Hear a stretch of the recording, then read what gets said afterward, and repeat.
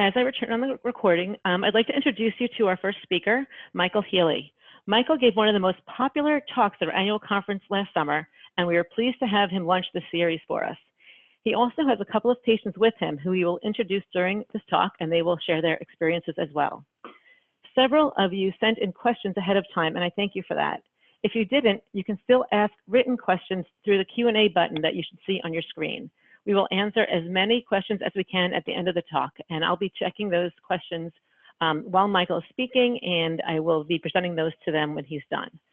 So I'm going to flip this over and give Michael control of the screen, and he will be presenting now on physical therapy for Marfan and Ehlers Danlos. Michael? Thank you, Eileen. Can everybody hear me? Well, if they can't, they will have to send me a message. Okay, good. I took off the headset because it was rubbing, and a couple of people were mentioning that the fabric sound was irritating to them. So I'm going to the speaker on the phone. So I'm hoping that you can hear me well. Okay, they're saying that they can. Oops, they're saying that they can.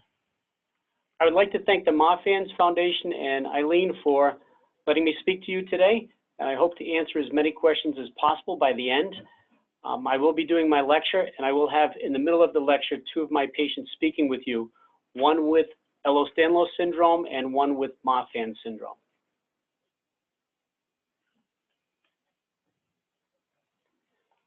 So anytime you want to start the presentation, Eileen, I don't have. I think you have the remote control now. It's not letting me switch any pictures.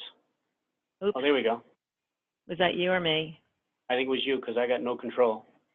Okay. It said waiting for Michael Healy to control your screen, and there you have it now. So you should be all set.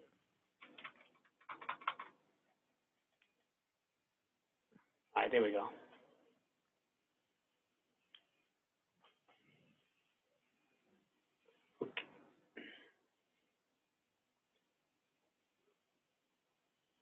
All right, our topic is going to be a manual physical therapy and therapeutic exercise approach to Marfan syndrome and Ehlers Danlos.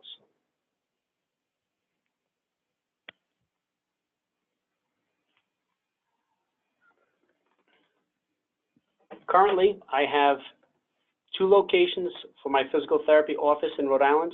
We're going to be opening our 3rd office in Warwick, Rhode Island pretty soon. That's just basically what this slide is telling you. This is my educational CV. I received my bachelor's degree in physical therapy from the University of New England in 1986, my master's in business administration from Bryant University in 1997, my certified personal trainer certification and a certification in sports nutrition in 2003, a golf fitness instructor certification in 2007, my diploma and doctorate in osteopathic manipulative theory and practice from the Osteopathic College of Ontario in 2008, and my clinical doctorate in physical therapy from Simmons College in 2012, as well as an integrated osteopathic manual therapy certification in 2017.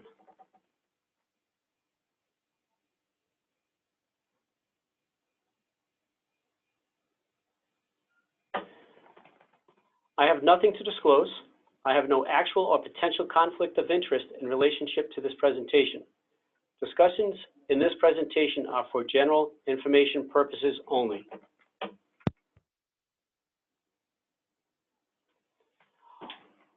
All patients have verbally and in writing agreed to participate in this presentation. All patients have signed waiver forms allowing me to utilize their pictures in this presentation and any presentation that I might use in the future. Therefore, there are no HIPAA violations. The goals of this presentation is to understand why posture and biomechanics are important in positive patient outcomes, understanding why the combination of manual therapy and therapeutic exercise lead to better patient outcomes versus therapeutic exercise alone or manual therapy alone. And at the end, what should you look for in a physical therapist treating patients with connective tissue disorders?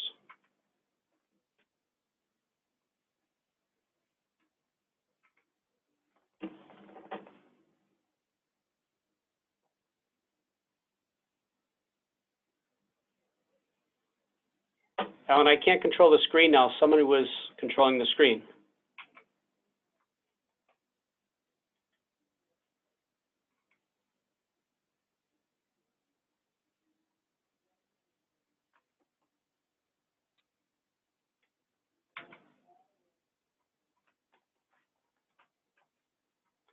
I'm sorry that the presentation is stalled. I can't control the screen right now.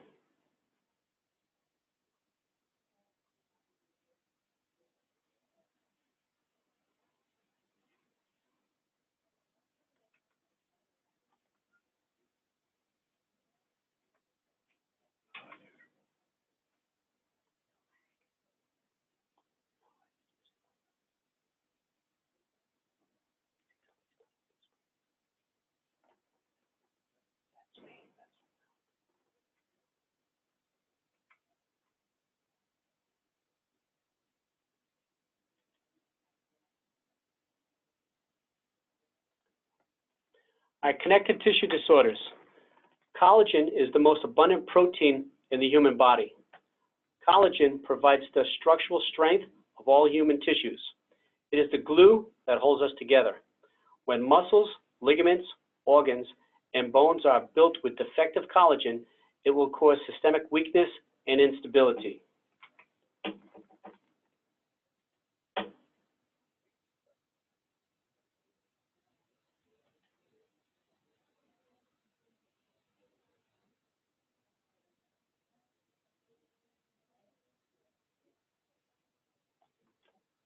Ellen, someone's messing with the screen. It's not allowing me to let the slides go forward, and some of the slides are jumping 2 or 3 at a time.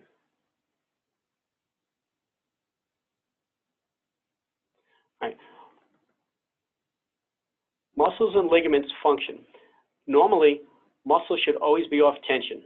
You should only use your muscles when you want to actively contract them.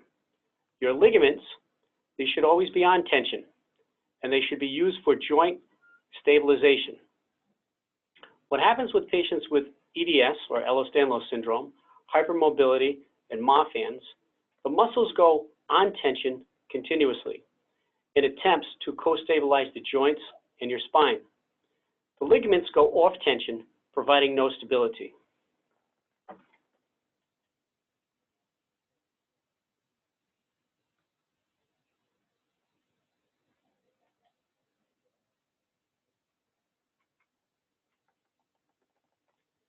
The goals of manual therapy: to restore maximal pain-free movement of the musculoskeletal system and postural balance.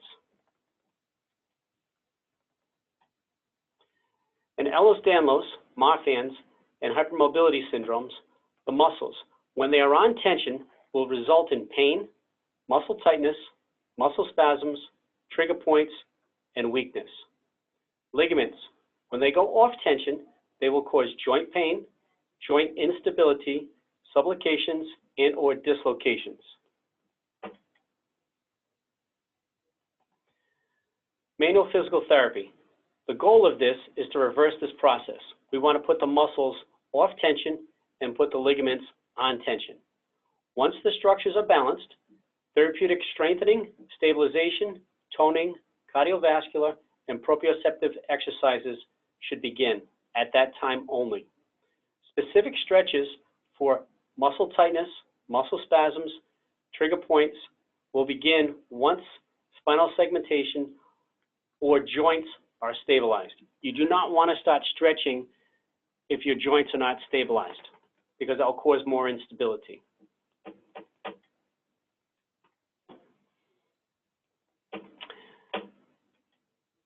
This is what a patient without connective tissue disorders house looks like, the outside of their body. Everything is 16 on center. A patient with Ehlers Danlos syndrome, their house on the outside looks the same as a typical house for a person with non-connective tissue disorders.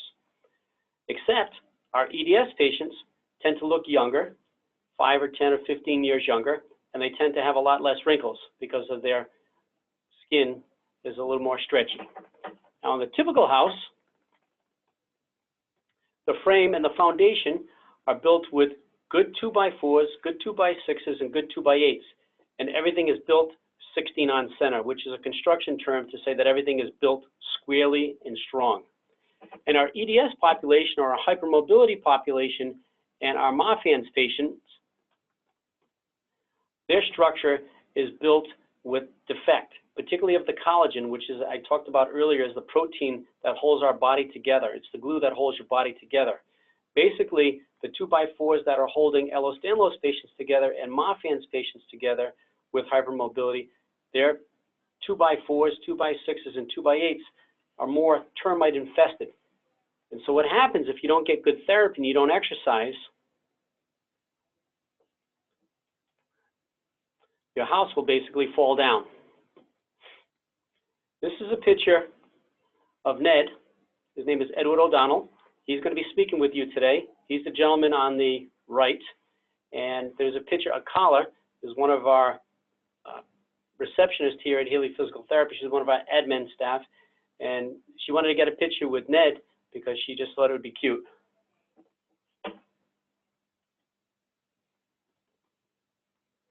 And this is a picture of myself with Ned before he does his exercise program.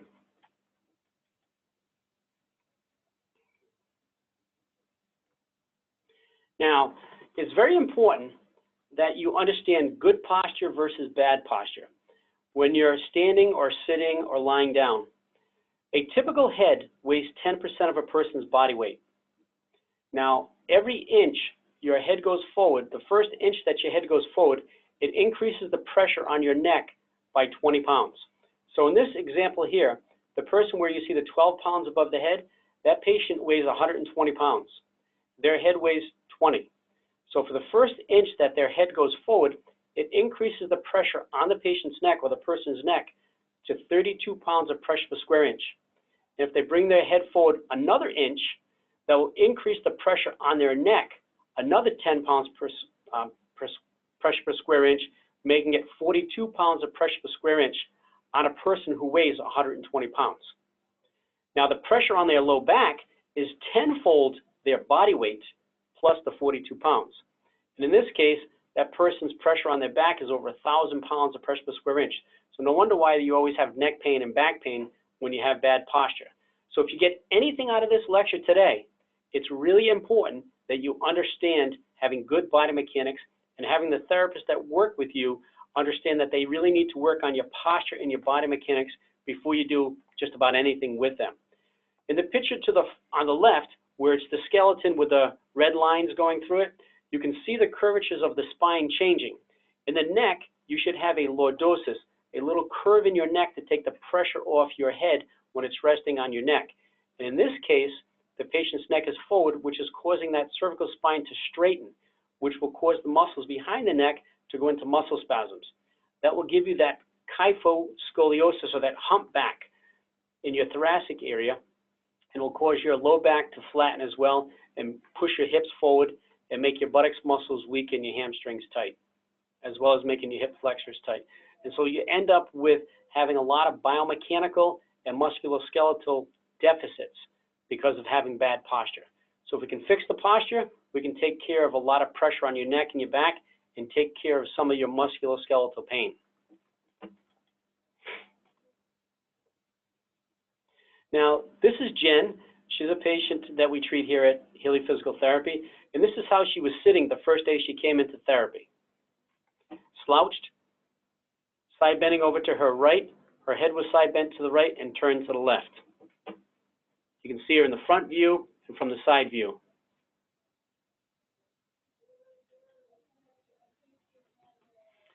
Now, I'm going to show you an exercise that Ed's going to demonstrate in this video that I'm doing. But if you are a patient that has shoulders that sublux or dislocate, please don't do this exercise.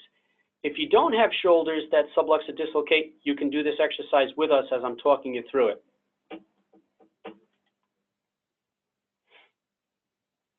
So when I do this exercise with my patients, the first day I start off with them, I like to put them in front of a mirror so they can have some proprioceptive feedback by the mirror. I have Ned sitting on a treatment table. I have him putting his feet flat on the floor. His hips are slightly higher than his knees. His feet are flat on the floor, as I said, and his knees are opened, hip width. His palms are facing each other, And I'm in the background in the mirror so that he can see me as well. Now what he does is he lifts his hand straight up over his head to where it's comfortable with his palms facing each other. And after that, he's going to turn his knuckles towards each other with his arms over his head. After that, he's going to slowly bring his elbows down and slightly back, which is going to engage his core and his scapular muscles behind his shoulder blades and help him sit up erect or sit up straight. I also have him exhaling as he's doing this because Ned has Marfan's, and I want to make sure he's not holding his breath and causing increased pressure inside his body. We call that a Valsalva if you hold your breath and you bear down while you're doing an exercise. So anytime that you're doing an activity with patients with Marfan's or EDS that has vascular, you always want to be exhaling when you're doing the activity, or any patient for that matter should be always exhaling. Now this is Ned's resting position after he did that 1 rep. His posture is perfect. And so with my patients with EDS or Marfan's, I'll have them do 1 or 2 or 3 of these. I'm not going to have them do 3 sets of 10 because it's just not appropriate for them to do that. A lot of times when they go to exercise, they can't do more than 2 or 3 reps correctly in the first place. So I don't want you doing these exercises if you're doing them incorrectly, nor do I want you to do them to fatigue. So I want to make sure you do it correctly so it will actually help and be beneficial. Now, Jen did the same exercise that I had Ned do in that video I just showed you, and this is what happened to her posture just after we did that 1 activity with her. She did about 3 to 5 reps.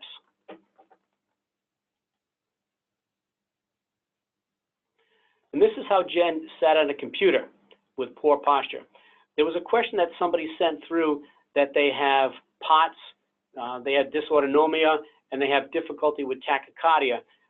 Jen and Ned have the same problem, and they were able to do these exercises when it was done in a controlled environment with me, making sure that they were breathing correctly.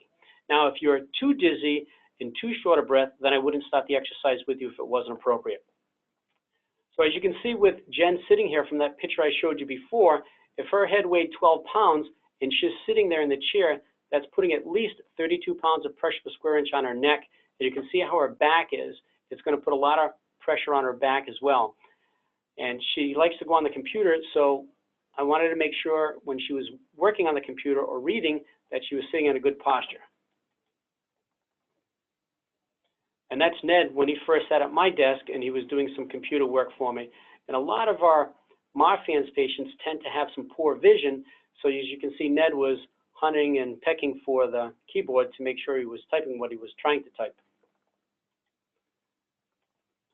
And that's how Ned was looking at the computer screen. As you can see, his head's forward and his chin is tremendously forward, rounding his back, causing some strain and stress in his back as well. As you can see in the picture too, his knees are higher than his hips, which is putting his back curved and increasing the pressure on his low back while he's sitting there. And if you look at his chin, which I can't point to so you can't see it, you can see the muscles straining because his head's too far forward.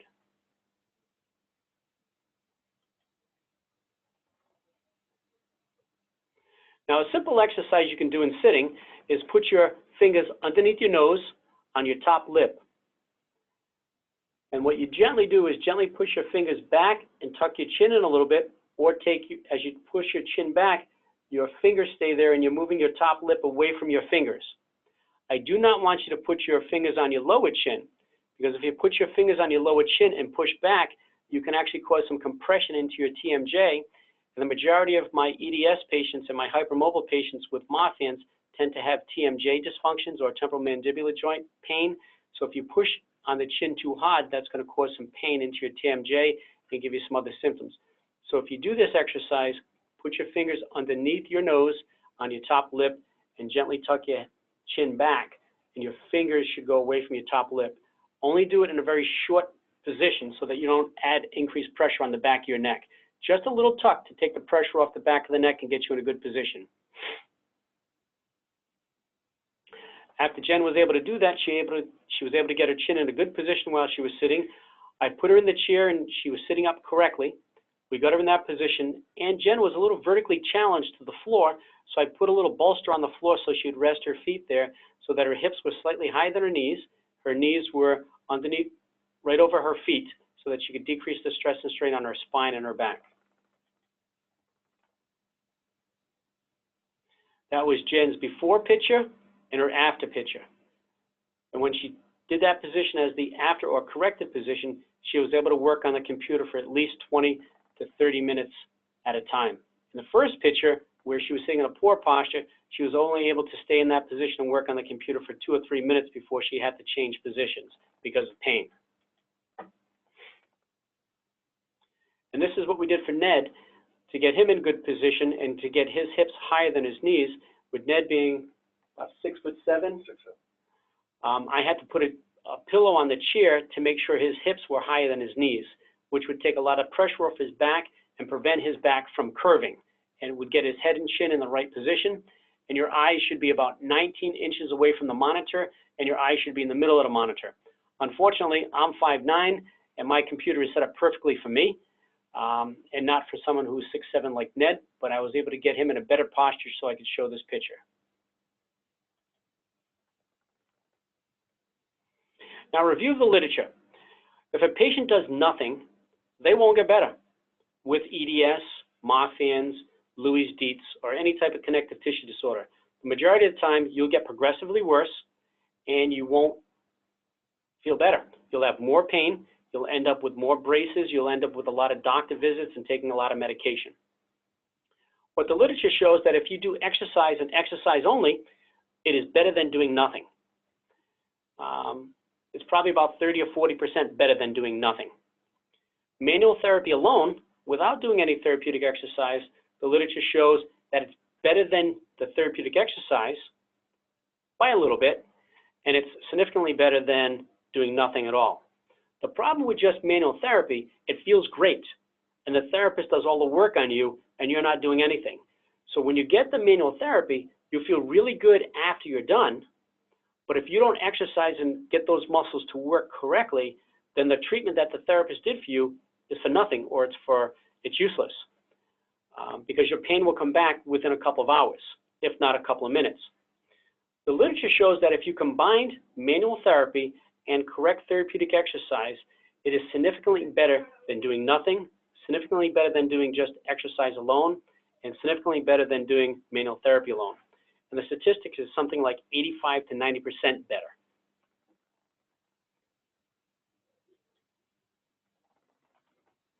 Now, the type of physical therapy deficits I see with patients that have hypermobility, Louis Dietz, Marfan's, Ehlers Danlos, they all have joint laxity and instability.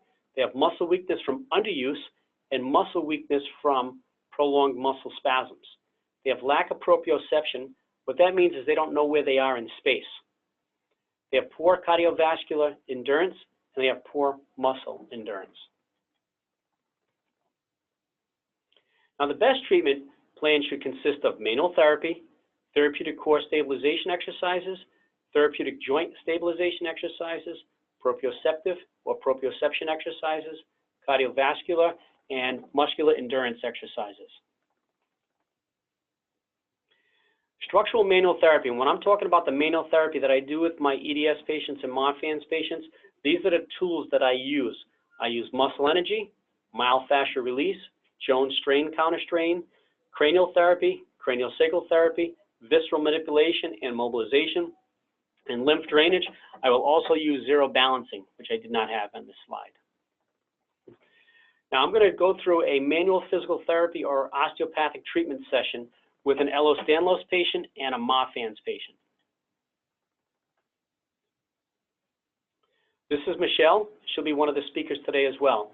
I am doing a myofascial release to her rib cage and her thoracic paraspinal muscles. And my hands are on her spine in the back, treating her basically from around T1 down to L2. And the reason why I'm in this position here is T1 to L2 is where your sympathetic nervous system is in your body, and your sympathetic nervous system is the fight or flight part of your autonomic nervous system. So when you're in a lot of pain, your sympathetic nervous system is being overutilized, And so we need to get that to calm down before we can actually do a treatment. And a lot of my patients that I've seen from other therapists when they come into our clinic, that they've been doing just exercises, when their body has been in sympathetic overload, when you do exercises, that makes it worse. So we want to calm that down first before we start exercising. Now this is Ned, our Marfan's patient that I'm doing the same technique to, but on the opposite side of the body, so you can see it from both sides.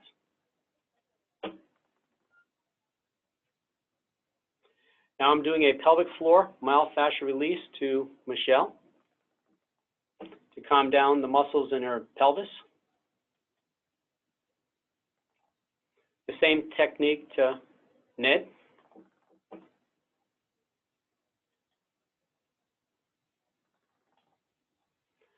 I'm doing a sacral iliac joint decompression where my left hand is on the top of her hips, taking her bones of her two iliums and I'm moving them together, which is gapping her SI joint in the back. And I have my hand on her sacrum, and once I feel her sacrum drop into my hand, I can traction it gently down towards her feet. The same technique I'm doing with Ned, but instead of my hand on the side, my hand is between his legs, and I can hook onto his sacrum, and I can traction it straight down with my right hand as my left hand is moving his two iliums towards each other.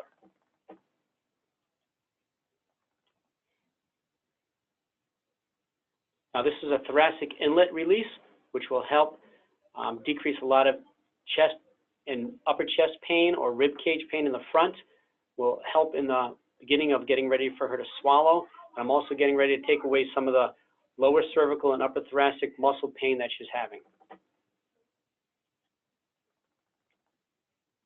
The same thing on Ned.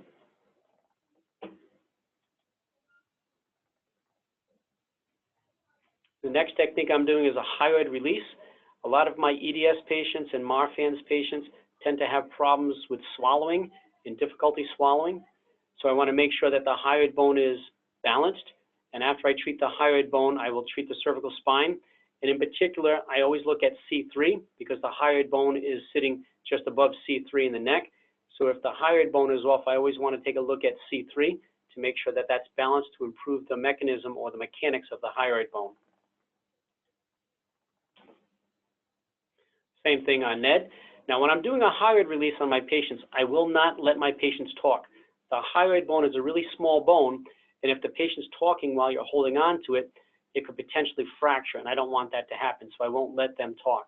If they have anything to say to me, they can tap my forearm, and I'll let go, and then they can talk.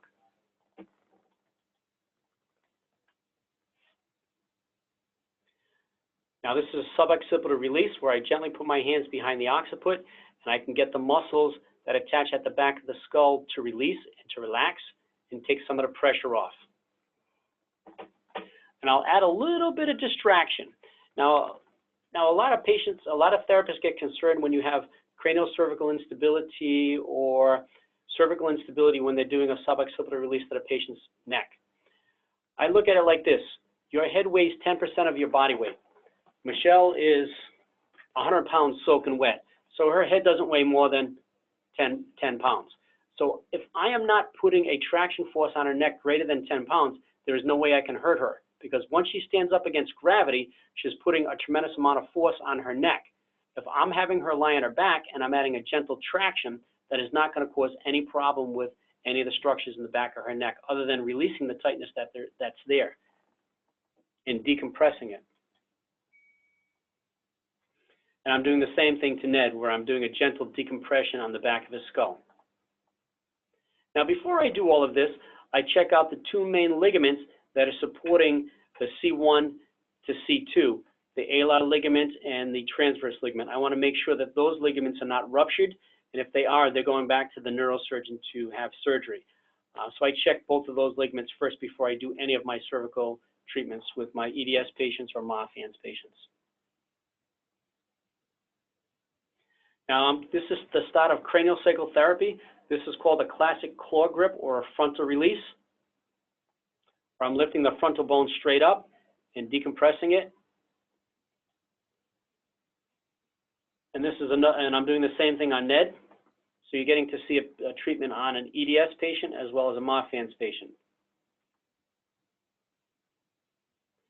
This is another type of frontal release where I'm using my finger pads and I'm lifting up her frontal bone. And I'm using intention with this, and I'm using my two thumbs. They're crossed, and I'm using the pressure of my two thumbs up towards the ceiling to decompress her frontal bone. And my fingers were only on the frontal bone. I'm not on any other bone. The same thing with Ned.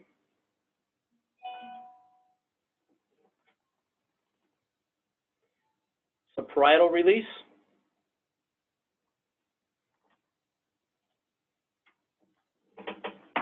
Parietal release on Ned, and I am only on the parietal bone. Your two parietal bones, you have one on the right, one on the left. Those two bones are landlocked between the frontal bone, the occipital bone, and the two temporal bones. So you got to make sure that that bone's moving.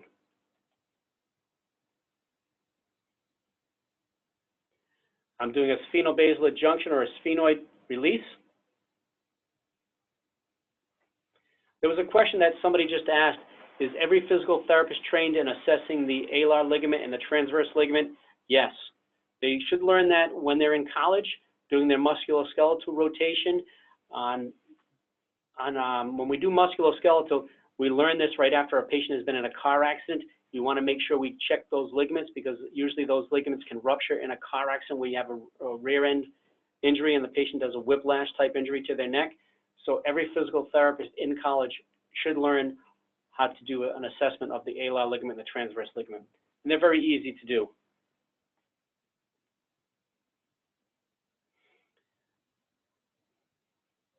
And I'm just doing a release there on Ned, sphenobasilar junction. And somebody just asked me if I know a good physical therapist in Israel. The answer is no. This is called a frontal nasal suture release, where I'm balancing off Michelle's nose to her frontal bone. And this helps with decreasing some eye pressure and decreasing a lot of the sinus pressure that my patients get. Also helps with some of the bags under your eyes. I end all of my treatments with what they call a CV4, which is a treatment to help relax and improve the cerebral spinal fluid flow. Your cerebral spinal fluid is produced in 4 places in your brain. And as physical therapists that are trained in craniosacral therapy, they know how to do that to improve the flow of the craniosacral fluid. And I like to end this one with the CV4, which is very relaxing after I do the treatment. No, I do not know a therapist in Argentina as well. Now, this is a muscle energy technique for Michelle's occiput and her first cervical vertebrae. That was out of alignment, so I'm doing a muscle energy technique for that. The therapist has to diagnose which position the bone is stuck in, and then they have to do the muscle energy to treat it. Once I figure out the position that the patient's occiput in C1 is stuck in, I like to teach all of my patients a self-correction for the way the bone is dysfunction. This picture is for a very specific pathology where the patient's occiput in C1 is side bent to the right and rotated to the left. Michelle would lift up her left foot, flex it towards her nose, and bring her eyes to the right, which would help balance that dysfunction. Now, if it was the opposite and the patient was rotated to the right and side bent to the left at her occiput in C1, then she would lift up her right leg, flex the foot, and bring her eyes to the left. Now, this is a muscle energy for Michelle's low back, her L5. She has a facet joint problem there, and I'm doing a muscle energy technique to correct that. Now, in this case, you can see my left arm is holding her right knee, and my biceptor forearm is holding her foot. My hip is holding her knee, and my hand is holding her back, so nothing will sublux or dislocate. And Michelle would be pushing her foot directly down towards the table with about 3 to 5 pounds of pressure, which will allow that L5 to slide back in place. This is the same technique on Ned, but Ned is almost twice the size as Michelle, because Michelle is 4'11" on a 4'10", and Ned is 6'7".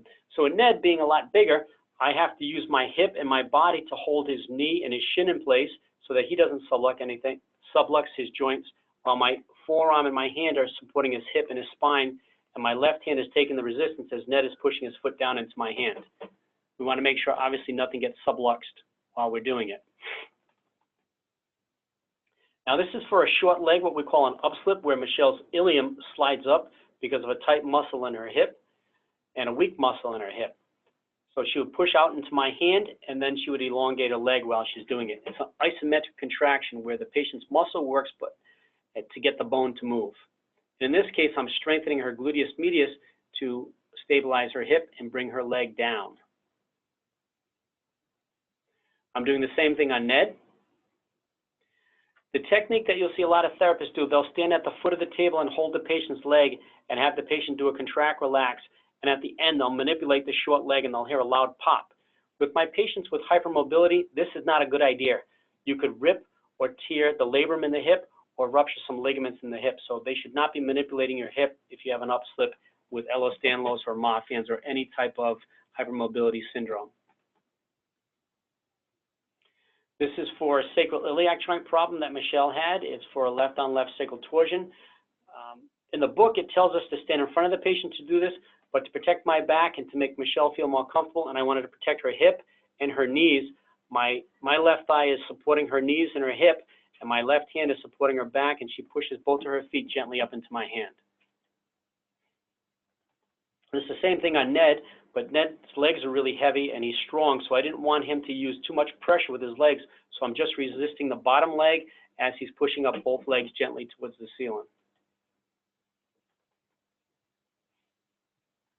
And this was Michelle on the left where it says pre-treatment, how she looked before I did the treatment, and this is how she looked after I did the treatment, post-treatment. And that's when we would start some exercise with her when her body is aligned and in good mechanics, so that her body can tolerate the exercises. And this is a picture of Ned where it's pre-treatment, what he looked like before, and a picture after. You can see the difference in his posture and how tall he was standing compared to the prior one. That's what he looked like before the treatment. That's what he looked like after the treatment. That's a side view and a side view. Drastic difference. Before view, after view, or post-treatment. Now these are the exercises that I start with my patients with Marfan's or EDS. Now I'm having him making sure he's breathing correctly, because any of my patients with Marfan's or EDS or any patient, whether they have connective tissue disorders or not, I want to make sure that they're breathing correctly. If your diaphragm is working correctly, it will help perfuse more blood flow from your heart by about 30% more. So if you're breathing correctly, you're going to get more blood flow, which is going to help in the healing process. Secondly, if you're breathing while you're exercising, you're not holding your breath, so you're not increasing any pressure inside your body, which is going to cause issues if you have any aneurysms. We want to make sure you're breathing and not holding your breath. So we made sure that Ned was breathing correctly before we started. I put my hands on his belly to make sure he was diaphragmatically breathing. So he'd inhale, my hand would go up. He'd exhale, my hand would go down. Once he got that down, I started to teach him what we call a pelvic neutral, where he's engaging his lower abdominals as he's breathing and stabilizing his pelvis. It's a short tilt back. It's not a complete posterior pelvic tilt. The posterior pelvic tilt is where you push your back and your sacrum into the table. A pelvic neutral is where you engage the muscles and find a position for yourself where you have no pain. And then we want you to exercise in that position, in a position of no pain while you're contracting your abdominals. The reason for that is if you're having no pain while you're exercising, your brain is teaching the muscle how to work correctly and not work while it's in pain. If your body is in pain, it will do anything and everything to get out of pain and causing you to do exercises incorrectly. So I want to make sure that my patients are exercising correctly, and while they're exercising, that they have no pain. Now this is Ned doing a ball squeeze to increase the strength of his leg muscles and to stabilize his pelvis after I do muscle energy. He's also doing a pelvic neutral. This is Ned doing a bridge. While he's in pelvic neutral, he's also exhaling as he lifts up. Now this is more advanced. Ned is doing a ball squeeze like you saw earlier and a bridge at the same time. This is a more advanced exercise as he's exhaling. This is a more advanced exercise where he's in pelvic neutral, doing a bridge, and doing a straight leg raise at the same time. Now this is what we call the dead bug, where he's lying on his back and he's doing opposite arm and leg motion while he's maintaining pelvic neutral and breathing. These are much more advanced exercises. Now he's lying on his back, lying on his belly. I have his neck supported with a towel roll so that he's not going to get any stress in his upper back or his neck, a pillow underneath his belly to protect his back, and his wife is diligently watching, making sure he's not cheating.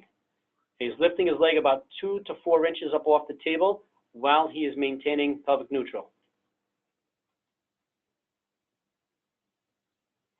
Now, Ned is doing the opposite. He's got his head supported, pelvic neutral. He's lifting his right leg and his left arm to increase strength throughout his entire back. This helps my patients walk better because when you walk in a reciprocal pattern. Opposite arm and leg go forward. Now, this is called a multifidus exercise, or basic multifidus, where Ned is in the quadruped or on his hands and knees. His hands are shoulder width apart. He's in pelvic neutral. And he's deloading his knee from the table, his right knee, not his left. You can see his left knee is compressed into the table, as you can see his left hand and his right hand. So he's deloading the left knee slightly up from the mat, which will help strengthen the muscles in his back, what we call multifidus muscles, which help stabilize your spine. It's a very important exercise to do. As you can see, Ned is really tight in his upper back, where he has a hard time lifting his arm past 90 degrees. So he's in pelvic neutral and he's lifting up so I can strengthen the muscles in his shoulder area in the back. We call your scapula stabilizers. I'm standing there making sure he's in pelvic neutral with my hand supporting his back to make sure his sacrum and pelvis is staying level. My left hand is on his belly, making sure he's in pelvic neutral. As he straightens out his leg, he's also exhaling. He's maintaining good neck position, so he's doing a slight chin tuck, which is also strengthening his neck. Now we're doing opposite arm and leg. We call this bird dog, or alternating upper extremity and lower extremity extension while he's in pelvic neutral.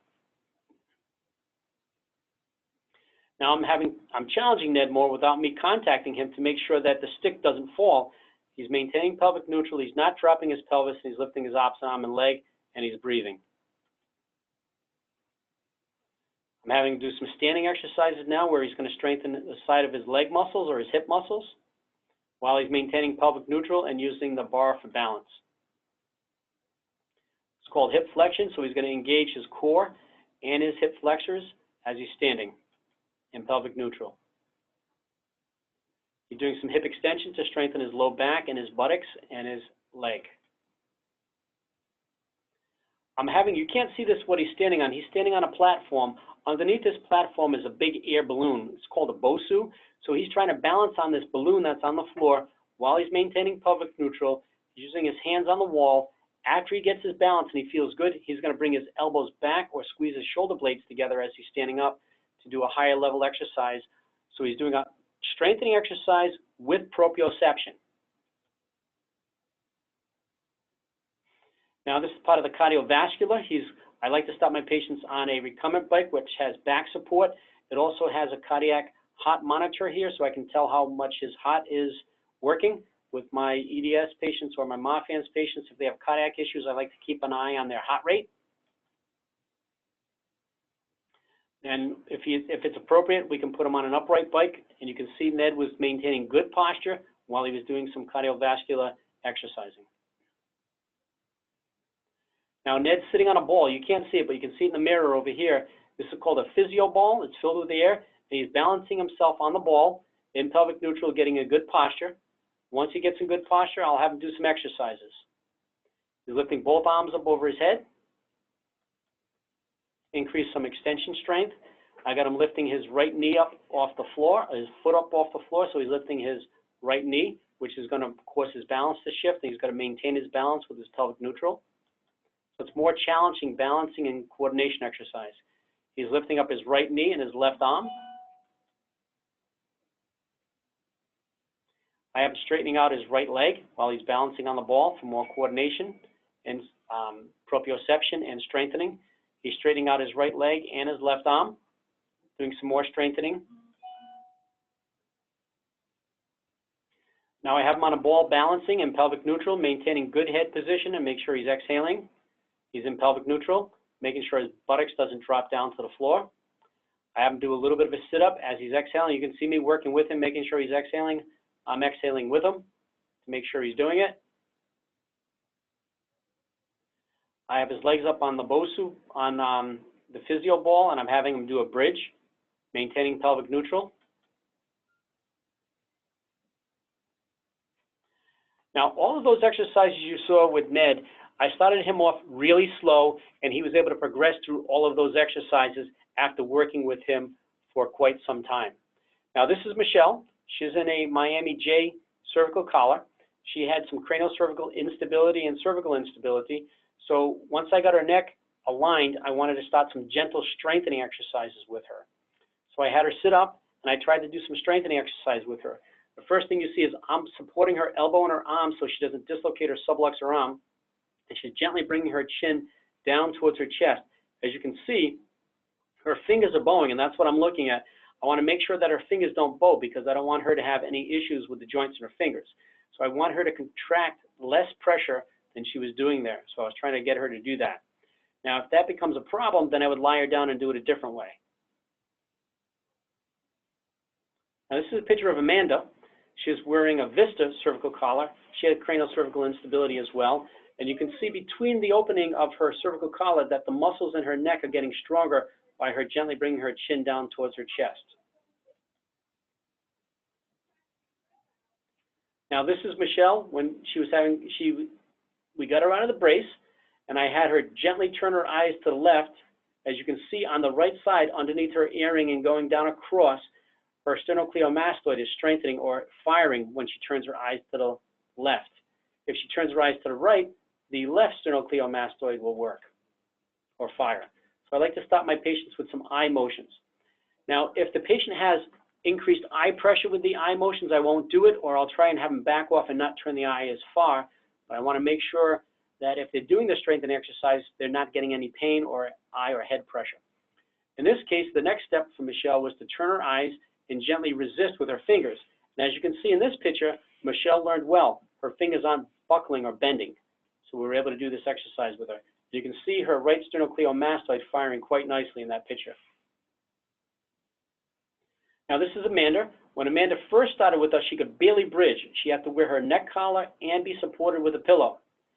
Once we got her going and we got her stronger, she was able to do the exercises and support her own neck on the mat, her shoulders quite well, and you can see she was lifting twice as high.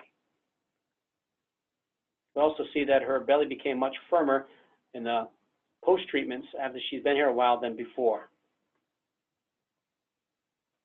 This was Amanda on her first time with us when she was trying to do straight leg raising. She could barely get her leg off the table, and we supported her neck with the Vista collar and her pillow. And then as she got better at it and stronger, again, she didn't need the pillow or the cervical collar, and she was able to lift her leg up nice and tall. This is some shoulder stabilization exercises with Christine. In the beginning, we were doing some exercises with her, and I wanted to make sure that her shoulders were at 90 degrees and she wasn't subluxing or dislocating her shoulders. As she got better at it, we added a 1-pound weight with it, and she was holding pelvic neutral as well. Had to do some bicep curls to strengthen her arms and pelvic neutral with the 1-pound weight. I had her doing some Theratubing scapular stabilization exercises with the tubing. And I had Amanda on a ball doing some abdominal strengthening. And these are the proprioceptive exercises where I have Jen doing some balancing and coordination exercise on one foot. She's on a BOSU ball doing a mini squat.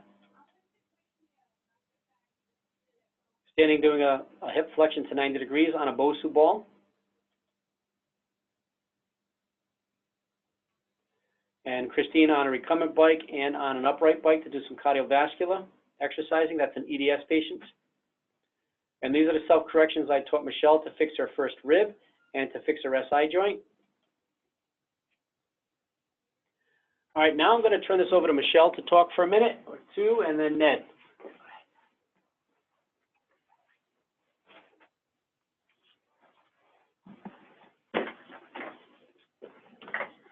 Hi, this is Michelle. I was diagnosed with EDS back in 2011 when I was 35 years old. It was a long and arduous process to get that diagnosis. Along the way, I went to several different physical therapy clinics attempting to treat specific injuries like knee dislocations or frequent ankle sprains, as well as generalized chronic neck pain that had been triggered by a car accident in my early 20s that never abated. Not a single one of these experiences was beneficial. In fact, upon being discharged in every instance, neither my strength nor my pain level were improved.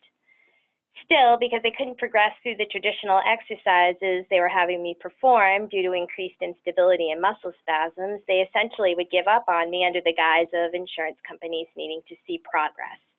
Left with no other options and being told by several doctors that I should hold off on exercising until they figured out what my diagnosis was, I found myself getting increasingly deconditioned, which only led to an increase in injuries and pain. I found Mike Healy at the EDS Society conference in Providence, Rhode Island. When I went to see his lecture, despite the fact that I had given up all hope on PT. But my daughter had EDS too, and it hadn't ruined her body yet. She was still in her teens. So I wanted to hear what someone who had actually heard of our disorder before had to say, and someone who had actually treated people with EDS. And I was really surprised during his lecture. He basically told my story, only it wasn't just my story. It was the story of many EDS patients and their failed PT experiences. Since seeing him, I can tell you that it was difficult at first, but at this point, I've been seeing him about 5 years. He's gotten me through 3 different surgeries that had nothing to do per se with EDS, just other complications that occur along the way with age. But at this point, I am definitely more functional. I have less dislocations, definitely more stable. He's taught me so much about my body and the different things to expect. Proper alignment's given me the ability to get stronger, gain stamina, be more functional. It's not a cure. I still have some dislocations. I still live in pain,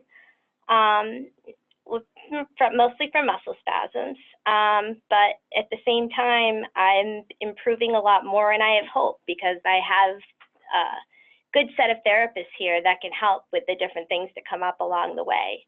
And it's taught me a lot about how to protect myself from being injured more.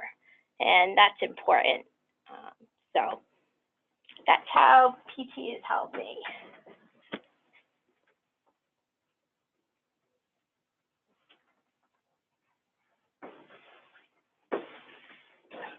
Hi, good afternoon. I'm Ned O'Donnell, and I suffer from Marfan syndrome. It's very hard to add anything to what Michelle had to say. What I found striking as she spoke was that the story of someone who suffers with Ehlers Danlos, the misdiagnosis and the other kinds of treatments, is very much, but hopefully less and less frequently, the story of someone who has Marfan syndrome. I will tell you that I stay very close to the good folks at Johns Hopkins Hospital, which is the center of excellence for people with Marfan syndrome.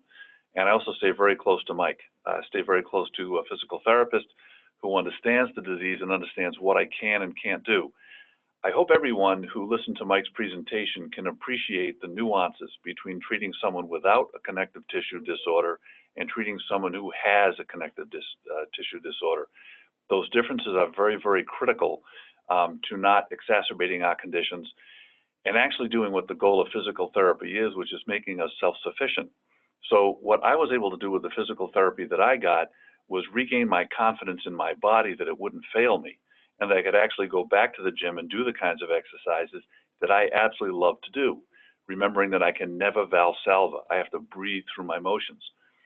So exercise is critical. It has to be part of our existence. I would simply close by thanking all for the attention to this disease, because the knowledge is the thing that prevents the misdiagnoses that Michelle and I have suffered with for so much of our lives.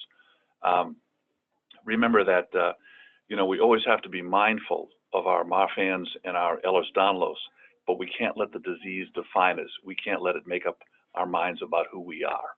Thank you.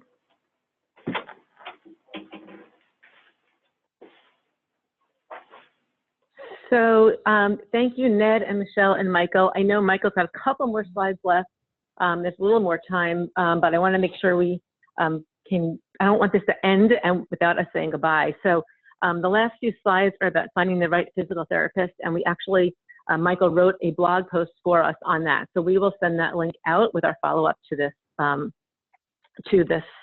webinar. And I know you guys have so many questions, and Michael shared so much great information with us that I have the questions and we will address those, but we're not going to have time to do that right now, unfortunately.